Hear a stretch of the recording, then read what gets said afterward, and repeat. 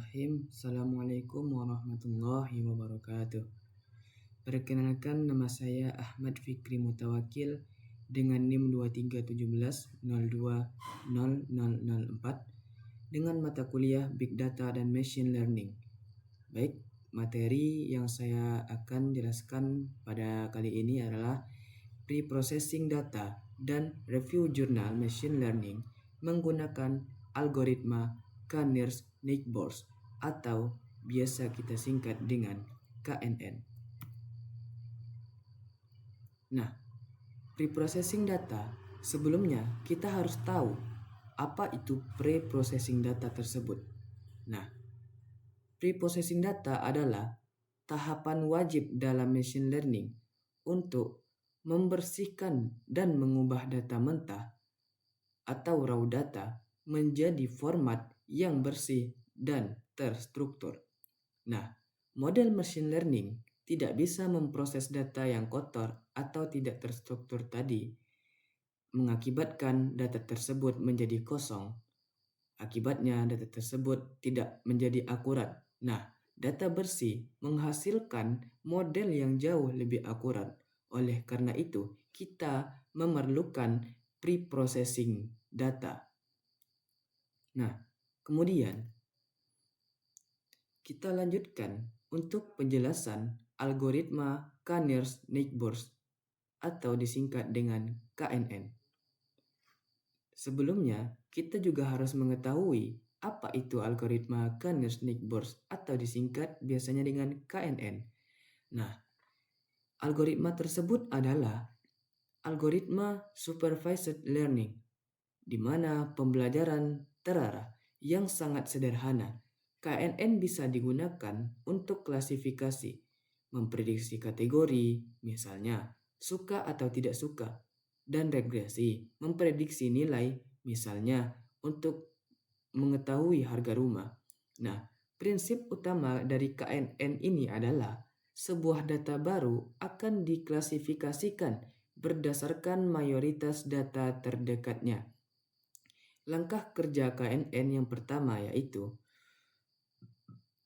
langkah yang pertama, tentukan nilai K pertama. Nah, lalu yang kedua yaitu kita hitung jarak dengan rumus tersebut. D akar X2 dikurang X1 kuadrat ditambah Y2 dikurang Y1 kuadrat. Lalu kita urutkan. Lalu tahapan yang ketiga yaitu urutkan dan ambil K tetangga terdekat.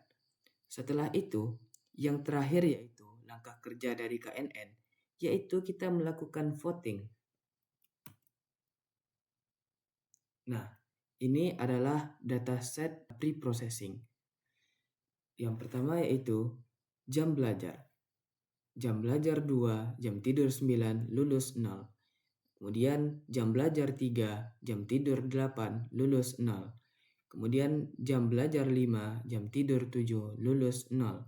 Kemudian jam belajar 6, jam tidur 8, lulus 1. Kemudian jam belajar 7, jam tidur 6, lulus 1. Kemudian jam belajar 8, jam tidur 7, lulus 1. Kemudian jam 10, jam belajar 10, jam tidur 5, lulus 1. Kemudian jam belajar 11, jam tidur 4, kemudian lulus 1. Lanjut, kita masuk kepada proses atau biasa kita sebut dengan tahapan. Nah, yang pertama yaitu tahapan transformasi data. Nah, yang kedua, kita melakukan pembersihan data atau disebut dengan cleaning data.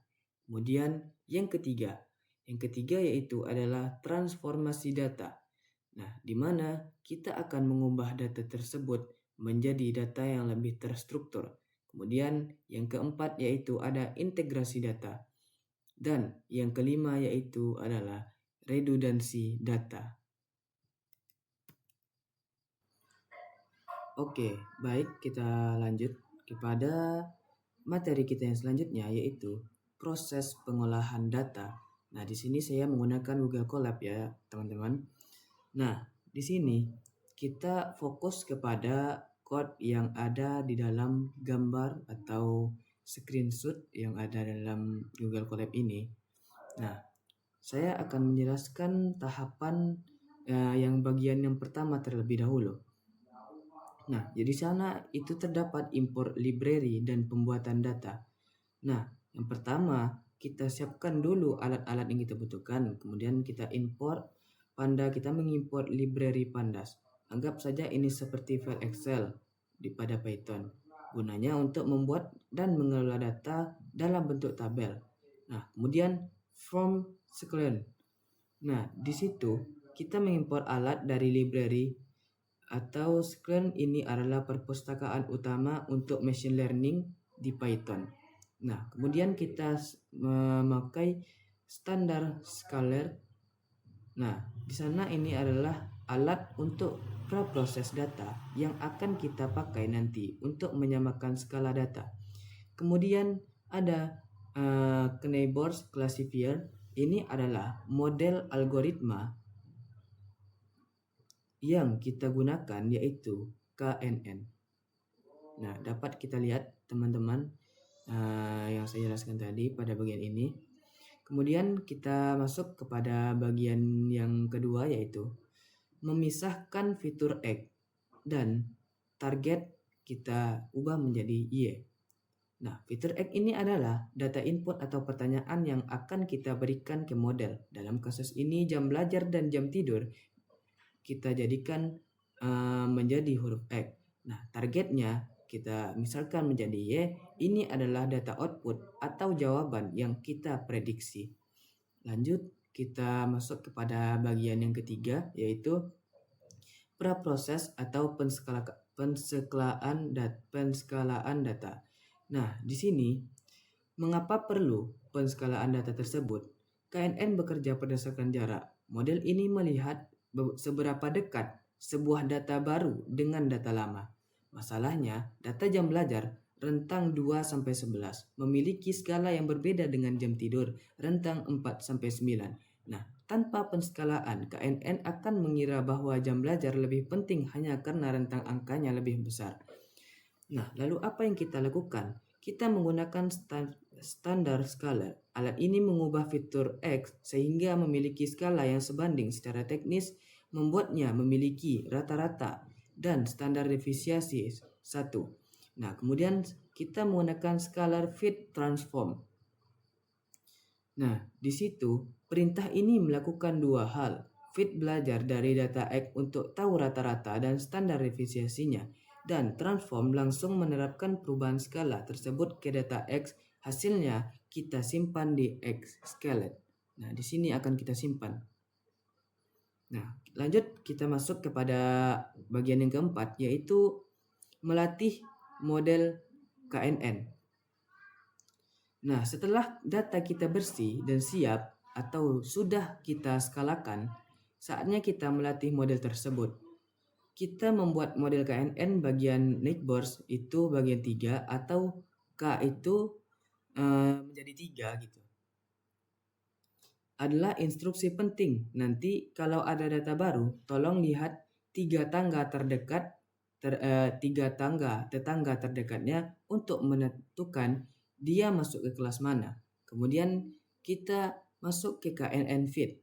Nah, di situ adalah model proses pelatihan. Kita memberikan data fitur yang sudah diskalakan beserta kunci jawaban dari Y untuk KNN.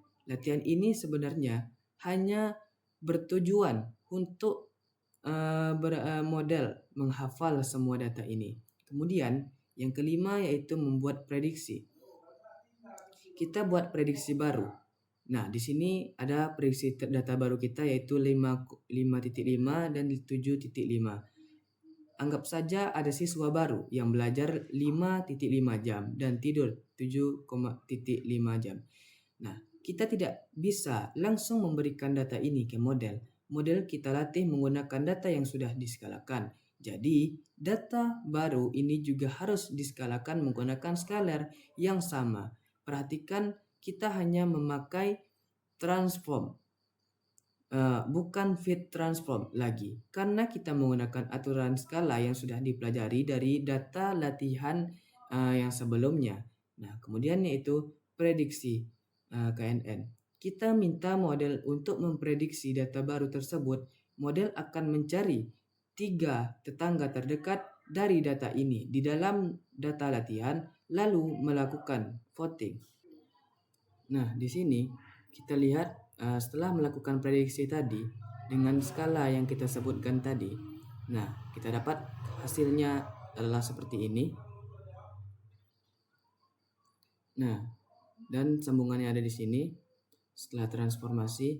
Nah, hasil prediksi untuk data baru tadi 5.5 dan 7,5, prediksi yang didapat adalah lulus atau kita inisialkan menjadi label 1, di mana label 1 itu berarti lulus. Jika label tersebut 0, maka berarti tidak lulus. Nah, di sini saya akan menjelaskan jurnal pembanding, yaitu jurnal yang berjudul Penerapan Algoritma Kerner-Snakeborst untuk Memprediksi Kelulusan Mahasiswa. Latar belakang masalahnya adalah tidak seimbangnya rasio jumlah mahasiswa yang mendaftar dengan jumlah mahasiswa yang lulus. Yang daftar menghambat visi 2024 universitas. Sebagai contoh, dari 212 mahasiswa Prodi Teknik Informatika yang mendaftar tahun 2014, hanya 120 yang lulus. Contoh.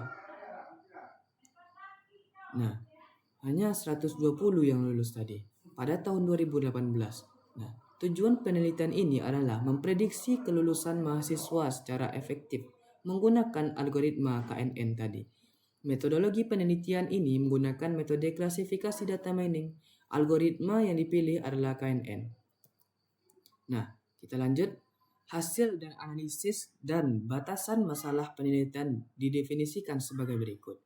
Nah, atribut didefinisikan yaitu indeks prestasi semester 1 hingga semester 6. Kemudian ada data training dari 210 data mahasiswa pada tahun 2018. Kemudian ada data testing. Ada 215 data mahasiswa pada tahun 2020. Lanjut, untuk jurnal kelanjutannya, proses analisis KNN dilakukan dengan cara menentukan parameter K, kemudian menghitung jarak Euclidean antara 215 data uji dan 210 data yang akan kita latih. Mengurutkan hasil jarak dari yang terkecil. Kemudian yang keempat, mengumpulkan kategori lulus atau tidak lulus dari 3 tetangga terdekat. Kemudian menentukan prediksi berdasarkan kategori mayoritas. Nah, sebagai contoh, data uji Sarah Sihombing diprediksi lulus dari total pengujian terhadap 215 data testing. Hasil akhirnya adalah 148 mahasiswa diprediksi akan lulus. Kemudian 67 mahasiswa lainnya akan diprediksi tidak lulus. Nah, kesimpulan pada penelitian ini adalah bahwa metode KNN dapat digunakan untuk memprediksi kelulusan mahasiswa di STMIK Pelita Nusantara. Penerapan pada 215 data uji pada data tahun 2020 terhadap 210 data latih pada tahun 2018 menghasilkan prediksi 148 mahasiswa lulus dan 67 mahasiswa dan tidak lulus. Baik, sekian materi yang saya sampaikan. Apabila salah, mohon dimaafkan. Terlebih dan terkurang materi yang saya sampaikan. Wabillahi taufiq wal hidayah. Wassalamualaikum warahmatullahi wabarakatuh.